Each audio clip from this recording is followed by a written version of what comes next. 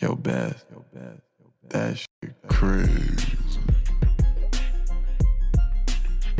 On Tuesday, it's All Even with your boy Barry Grant. You can catch me on Instagram and Twitter at All Even Podcast. You can listen to the show on SoundCloud as well as YouTube, Anchor, Spotify, Google Podcasts, Apple Podcasts, Breaker, and wherever you find your podcasts available. And trust me, go to YouTube, hit that subscribe button, like, share, comment, because the page is growing, baby.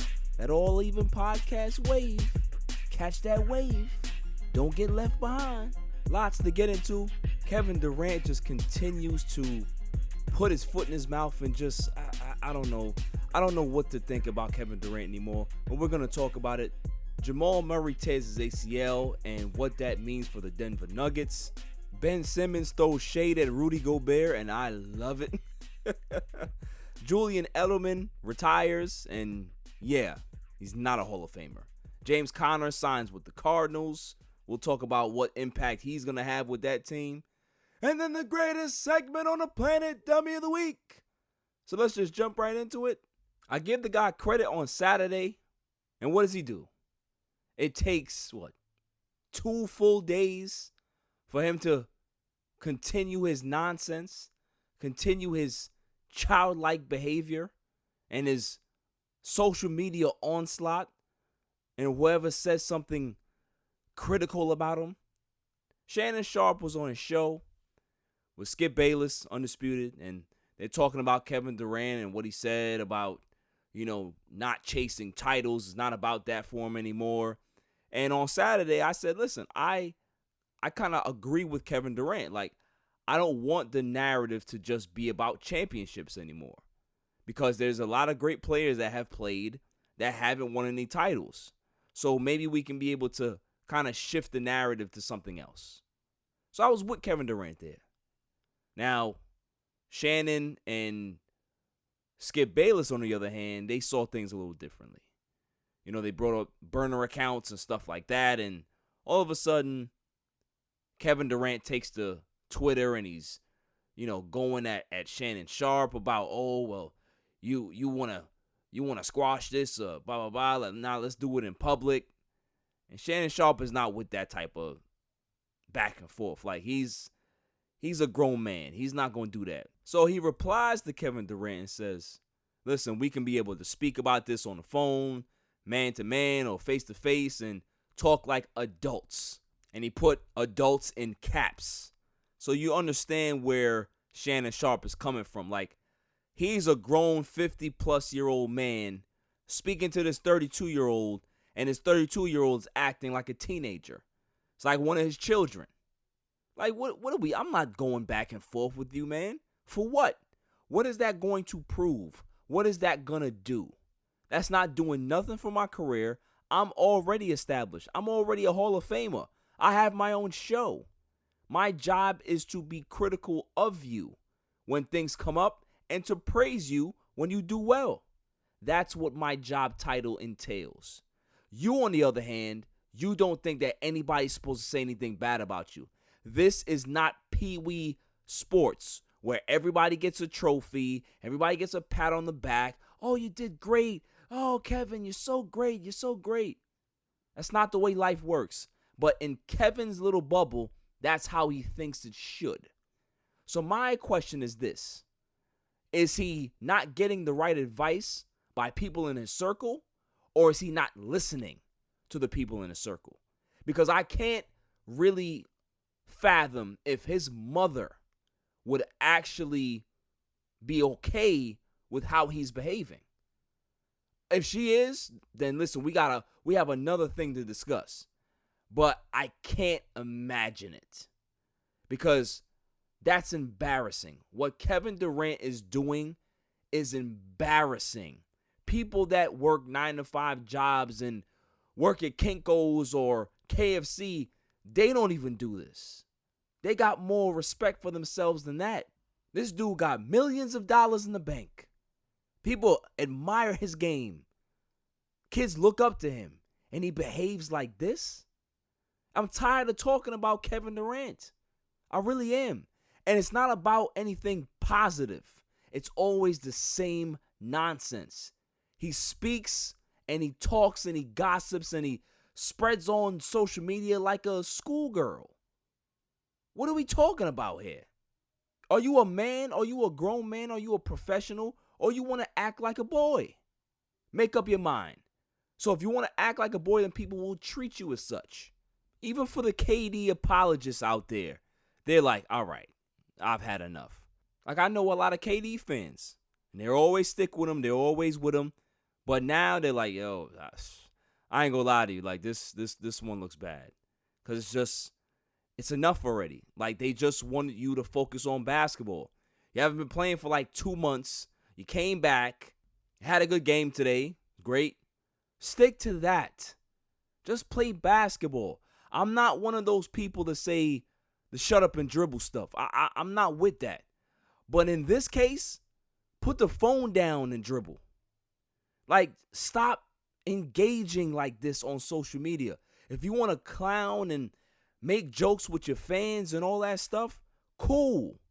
But don't do this, because it just makes you look immature. Like a child. Grown-ass man behaving like that. It bothers me because, yo, there's people out there that would die to be in a Kevin Durant situation. And he just looks like a spoiled guy, bored with money. That's what he looks like. Instead of being an example for kids who look up to him, who are in the same bad neighborhoods that he grew up in and got out of. And they looking at him behaving like that. Be better, man. I knew when he came to Brooklyn, it was going to be a situation. Not saying that being in Brooklyn caused the situation. It's just that his mental state causes his situation. It's all self-inflicted wounds. And then his tag team partner, Kyrie Irving, taking more personal days than people at regular jobs. What are we doing here? Are we talking about basketball or we're talking about something else? I need a personal day. This guy's talking about me. Yo, what are we doing? This is basketball. Play basketball. You played 20 games last year in regards to Kyrie Irving. You played a handful of games this year. You took off mad days. What are we talking about here? Your job is to play basketball. I say it all the time that you would not be well-renowned and the world over knows your name if you didn't play basketball. So do what you do best. You want to be an activist or you want to do all that other stuff? Cool. Do it in the offseason because you can't juggle like how LeBron James does it. It's okay. You're not him. It's okay to say that and to not be upset about it. It's fine. Be Kyrie. But at the end of the day, be Kyrie the professional basketball player. That's what people want to see. That's what the Brooklyn fans, that's what the New Jersey fans, all of those people that are still Nets fans, that's what they're asking for. They want a title, and they want guys to actually behave as professionals as such. When James Harden is the guy that nobody's speaking about, you already know what type of head cases you got on your team. I see why Kyrie and KD are best friends. I see it now. They both have the same 7th grade mentality. Best friends that they want to fight everybody and they want to do what they want to do and nobody can tell them nothing, not even the organization that they work for. Okay. We'll see how that works out. We'll see how long the Nets are going to tolerate this. If you don't win a title this year, if you don't win a title next year, we'll see how long that rope gets until they start to pull it in, keep pulling it in until you ain't got nothing left. Because Father Time waits for no man. And Kevin Durant, I have news for you. It's starting to knock on your door really, really fast. Moving on before I catch a headache speaking about these two. Jamal Murray, point guard of the Denver Nuggets, tore his left ACL last night and he's out for the season. devastating blow to the Denver Nuggets, because I've always said that Jamal Murray is a very, very talented guy, player. If he can be able to stay consistent, they have a legit chance of winning. And he was doing that this season, starting to pick it up, and unfortunately, he tore his ACL. Where does this leave the Denver Nuggets? This leaves them in kind of limbo, because they acquired Aaron Gordon, they acquired JaVale McGee, they still have pretty decent parts, but without a Jamal Murray, without a guy like that can be able to break down the defense and score at will, streaky as hell, I don't see this team being a viable contender in the Western Conference anymore. I really don't. I think I put Phoenix over them now in regards to, Phoenix just has a little more. Obviously, yes, Denver has Jokic, but I'm just talking about with Chris Paul, Booker, Ayton. That's a lot to overcome, and we're gonna see. We're gonna see how they handle this.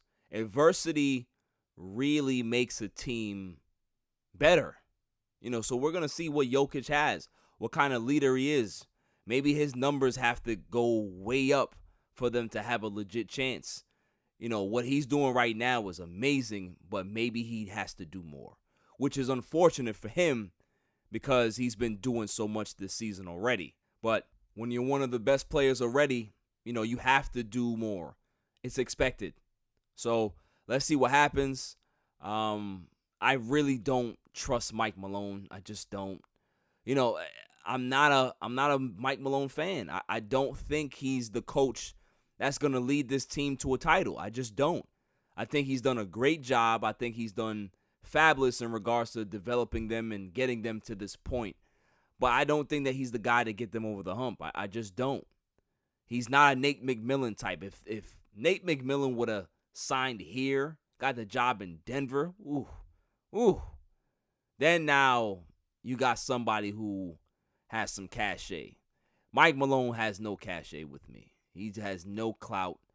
Like I said, he's a good coach. I just don't think that he's a championship level coach. There's good coaches in the NBA, but championship level coaches, they're very few and far between. So we're gonna see what Denver has, but I'm not too optimistic about their chances, honestly.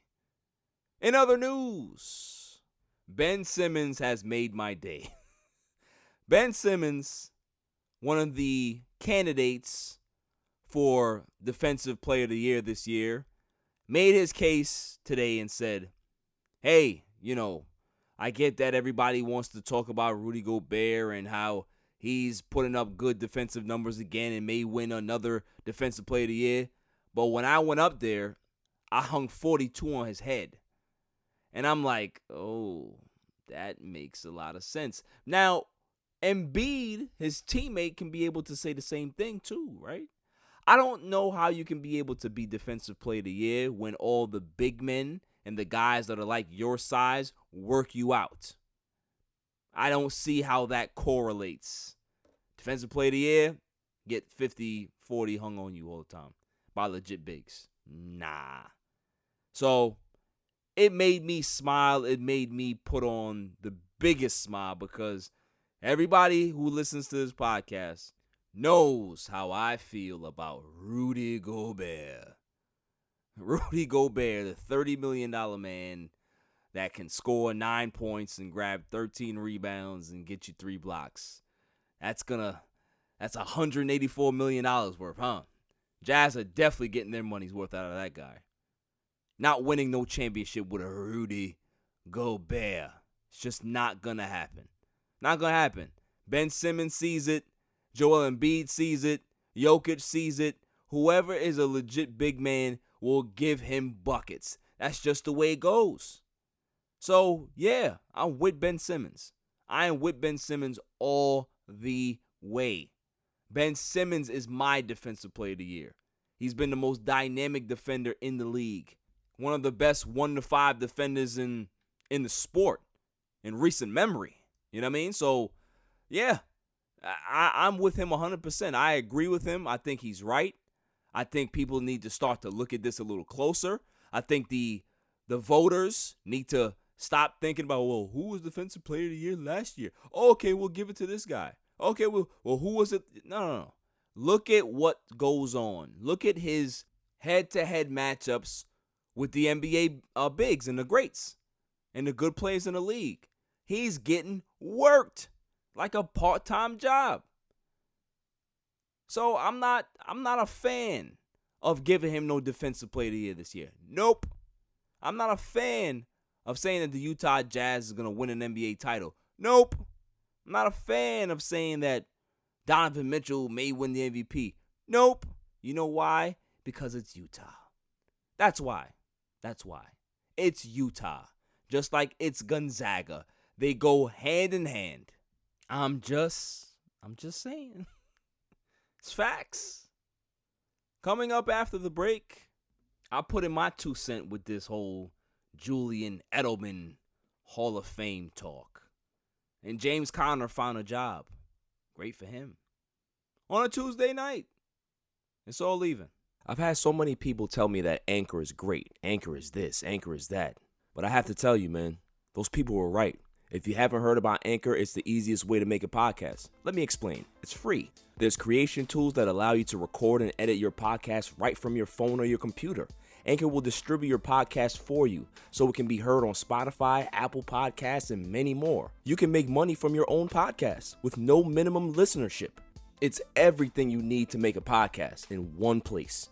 Download the free Anchor app or go to anchor.fm to get started. Why wait? Get at it now. Welcome back, y'all. So Julian Edelman retires from the NFL after 11 seasons. And everybody around town, everybody's podcasts on the air, debate shows, everybody's talking about, is Julian Edelman a Hall of Famer? No. Why is this such a long conversation? I don't understand. No, he's not. Julian Edelman didn't get started until like year 5 in his NFL career. He was a quarterback at Kent State, converted to wide receiver. Everybody wants to talk about Tom Brady made him. Okay, great. But he's not a Hall of Famer. I heard somebody tweet the other day, he was like, postseason matters. Yeah, it does. But so does the regular season. And he has not put up enough to be a Hall of Famer. I'm sorry. I don't know who that offends. But you can be very good and not make the Hall of Fame. It's okay. It's okay to be the guy that's in the team's Ring of Honor at halftime, that comes out and waves his hands and he stands there with all the other guys that they have in the ring. Let him have that. He deserves that. He's won a lot of Super Bowls with this team. Great. But he's no Hall of Famer. The Hall of Fame is not designed for, he was okay. It was for the greats, and that's exactly what it is. It's the greats. It's the Pro Football Hall of Fame. It's not like basketball where it's like the Naismith Hall of Fame where the totality of your career matters. This is about pro football. And what he's done, if that's the case, then put Wes Welker in there too. Put him in. No. These guys were good. They were very, very good. They were Brady's top guys. But they're not Hall of Famers. Simple. Let's go ahead and look at his numbers, shall we? 137 games, 941 targets, 620 receptions, 6,800 yards, 36 touchdowns. Is this 1960? Those numbers would have probably got in back then. And even probably that I'm pushing. I'm just trolling right now. Those are not Hall of Fame numbers. So I want to know who in the National Football Hall of Fame has numbers like this that have a gold jacket. I just want to know. Because Those are not Hall of Fame numbers. I don't care what nobody tells me. Nowhere near Hall of Fame numbers. I have a guy here that's 4 years younger than Julian Edelman. 439 receptions, 5,800 yards, 53 touchdowns. Does he belong in the Hall of Fame? The guy that I'm talking about is Eric Decker. Really? This is what we doing? Like, so because he plays with Brady, he deserves to be in the same place as... No. He's not Gronk. Gronk will be in the Hall of Fame, of course. That's about it. In regards to offensive players. That's it. So the only hall that Julian Edelman is going to walk through is the hall that gets him to the Ring of Honor. That's the only hall he's going to see. That's it. In other news, injury-prone running back James Conner has found a home. The Arizona Cardinals took a flyer on James Conner. And listen, it's a great deal for the Cardinals. 1-year deal. They can be able to put him in a committee backfield, keep his usage rate down, keep that wear and tear off of his legs. So it's going to benefit him, definitely, because he's no longer a lead back. I don't think he ever was. I think he was thrusted into that position because Le'Veon Bell was gone, and because he was doing mop-up duty and he was doing the backup duty and he was doing a very good job at it. Everybody thought that he was the next up. Oh, James Conner, they already got somebody there. They don't need Le'Veon Bell. Wrong. What's crazy is that James Conner has talent, but the best ability is availability. If you're not on the field, it doesn't matter. So if they can be able to limit his carries and keep him fresh with that offense that they have and that stout defense with Chandler Jones and J.J. Watt, they have a chance, man. They really have a chance. But it's definitely up to Kyler Murray as well. Kyler Murray, he struggled with some shoulder issues last year, battled through it. Kid's tough. I want to see him take that next step. A lot of people have him pegged for the MVP next year. So we'll see. I don't see that, but I do see that he can be a very, very impactful player for this franchise next season. I think the Cardinals can be able to win that division. I really do.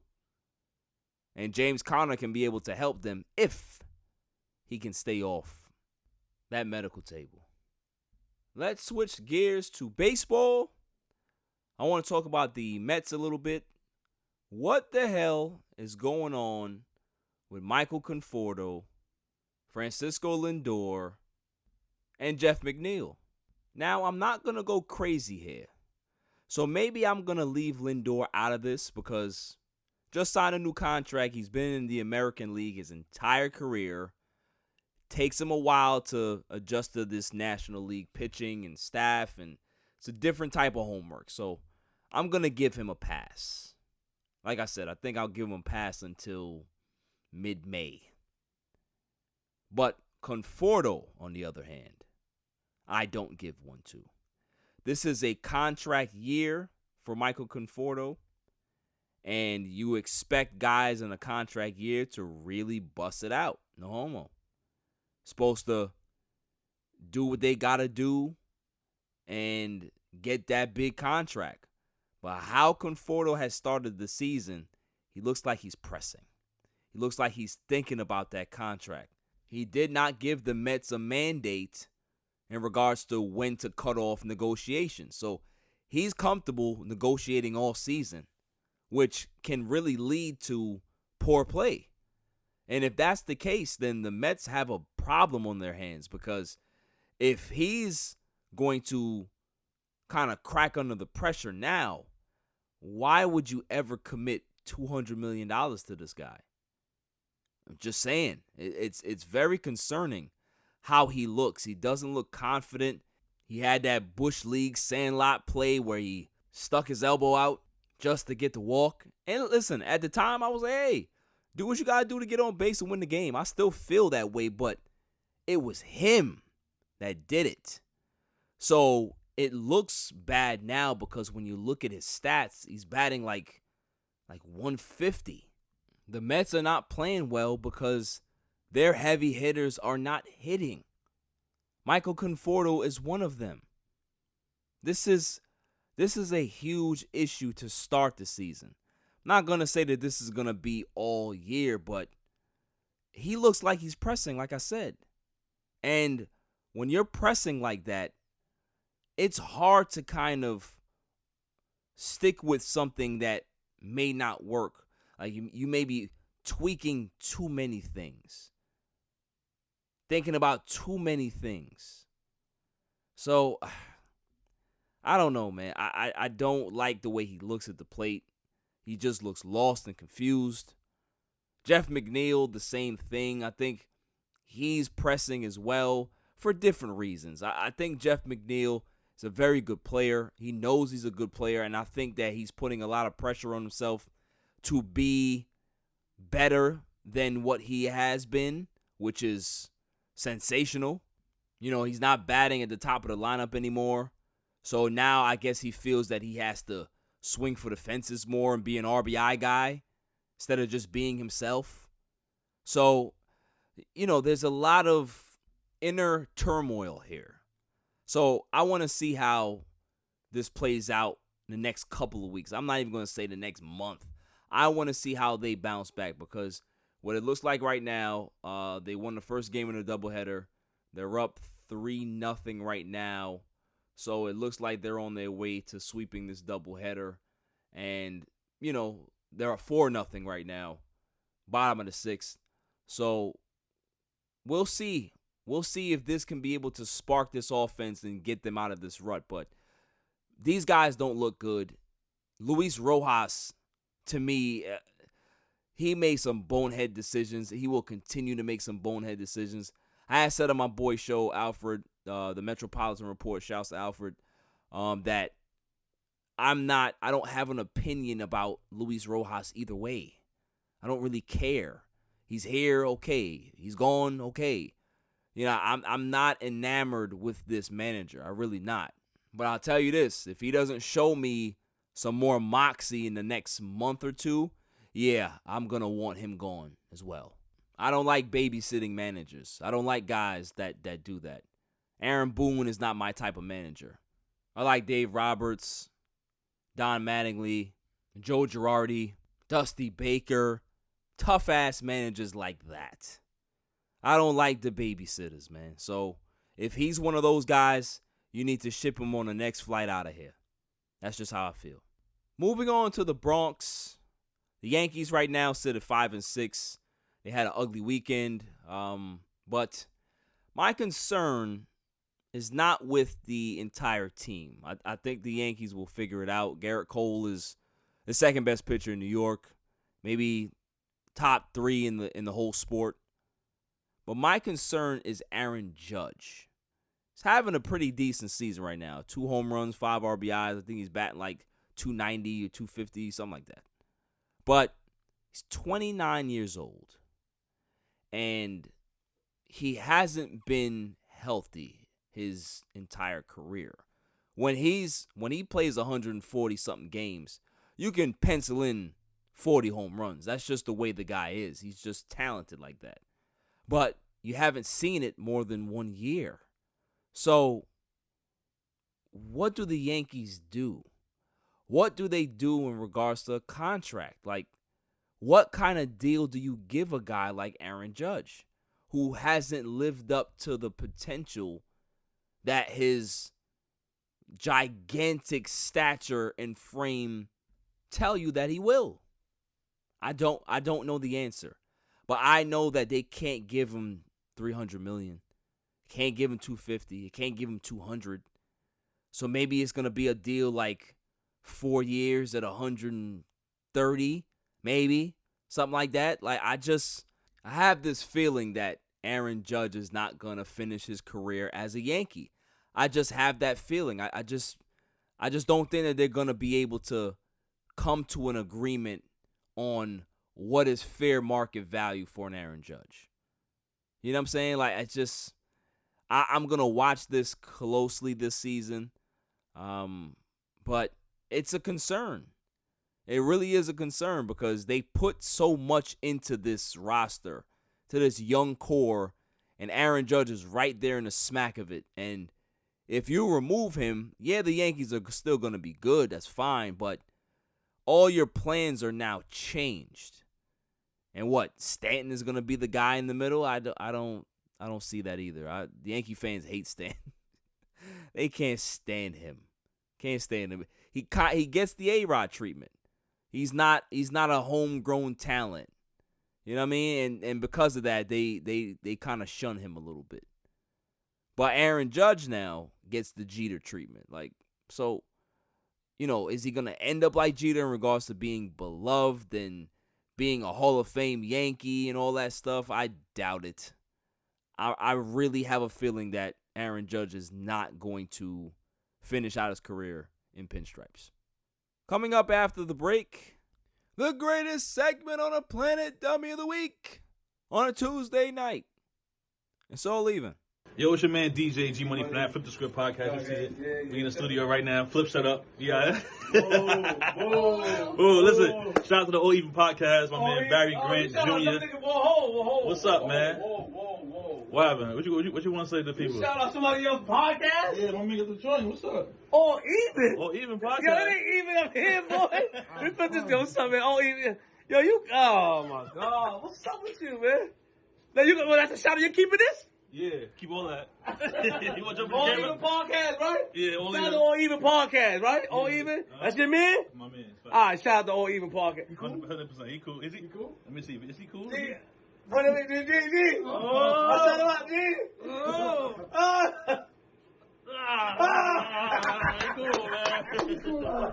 This is Cigar Gents and Gals. Just want to give a shout out to All Even Podcast, the best sports podcast out there. Keep up the amazing work. Also check us out at cigargentsandgals.com. We're everyday apparel for cigar smokers. Let's get it. What's going on? What's up with you? It's your boy, the Candyman, the ALFRE to the D. It's your boy, Alfred from the Rap Lab Podcast. And it's the one and only True G. Just call me the QG from the Rap Lab Podcast. And you tuned in to All Even with Barry Grant. Boy, that shit crazy. Welcome back, y'all. So without further ado, the greatest segment on the planet, Dummy of the Week. Dummy, yeah. We pick candidates on Tuesday and Saturday, and then we pick the winner on that Saturday show. So let's just get to these candidates, shall we? May I have the drum roll, please? And the candidates are Kevin Durant and Paul LaDuca. Both of these guys are my candidates for... Dummy, yeah. Because let's go ahead and start with Kevin Durant. Ladies and gentlemen of the jury, would you believe me if I told you that not once, not twice, not 3 times, not 4... How many times does this guy have to continue to go through things like this? And then he gets owned in the process. I remember when this kid on Twitter said that, listen, going to Golden State was one of the weakest moves I've ever seen a superstar do. And he went at the kid. And the kid was actually more mature than he was. The kid was like, look, man, I'm going to have my opinion. I respect you as a player, but, you know, let's just keep it civil. The kid showed him up. Tried to go at Michael Rappaport. All right, cool, you played the tough guy, but look what happened to you. You embarrassed yourself. Now, you turn your guns to Shannon Sharp. All Shannon Sharp did was his job. Say that he didn't agree with your take and all this, and your history says it all, which it does. You attack people that say bad things about you. Ladies and gentlemen of the jury, if you attacked every person that said anything bad about you, you'd be fighting for your entire life. So I guess that's what this guy believes in. Anybody that talks bad about you, you address them. But what happens when they undress you? What happens when they undress you verbally and embarrass you and take the high road while you still in the basement? What happens with that? That's where this guy is. He's a basement dweller. He's like that kid that sits in his mom's basement and just tweets all day, or look at you know what all day, and has no time to brush his teeth or do anything productive, just on the phone. I wonder if Shannon Sharpe was really about that type of life, where he would have challenged Kevin Durant to a fight. Who's walking out of that? There is no fight that I would ever pick Kevin Durant to win. So he better chill. He better keep picking on those kids, because maybe he can win those fights. In a fist fight, he could be able to beat up some 12-year-old or 14-year-old or something. But he ain't stepping to no Shannon Sharpe. Not somebody who played football their whole life. Not somebody who bench presses like 3 of Kevin Durant's. No. He just needs to cool out and know what battles to fight. Because obviously he really doesn't know what battles to fight. He already lost money over stuff like this. Stop. And your boy KYRIE is not doing a good job with you, because he should be burning sage all over your head and, you know, getting rid of those evil spirits that's going on. Like, get a grip and grow up. Simple. And Your Honor, ladies and gentlemen of the jury, we have another case as well. We have another guy on trial. Would you believe me if I told you that lying can really get you in trouble? So, Paul LaDuca went ahead and accused umpire Joe West of taking bribes from Billy Wagner to make the strike zone bigger, and that caused Paul LaDuca to strike out, and he lost some games because of it, and his whole backlash started, right? That would have been fine if it was just like a back and forth Twitter battle or whatever it was, you know, interview here, interview there. But nah, Joe West said, damn that, I ain't playing around. I'ma sue you. You know, some of these people, man, they just take the suing. Like, that's what they do. They don't fight. I'm gonna sue you. I'm gonna sue you for every penny you got. Well, in this case, Joe West won. Joe West won $500,000 from Paul LaDuca. Now, Paulie has been out of the baseball world for a while. He's been retired for some time now. So $500,000 hurts a guy like Paul LaDuca who's on his retirement money. That hurts. But that's what happens when capping goes wrong. Don't lie. Don't come out your face and think that there's no ramifications, because in this day and age, everybody's listening. Everybody understands what's going on. You can't get away with stuff like that, because you're actually saying that he's a dirty ref. Joe West is an asshole, but I'm not going to go to the point where he's nefariously taking bribes under the table just to call bad games. Nah, he's just a bad ump. That's where I'm going to keep it. Is he a nice person? Hell no. But what he's not a liar. Paul LaDuca is. And now he's $500,000 short. You can't make this up. You really can't make this up.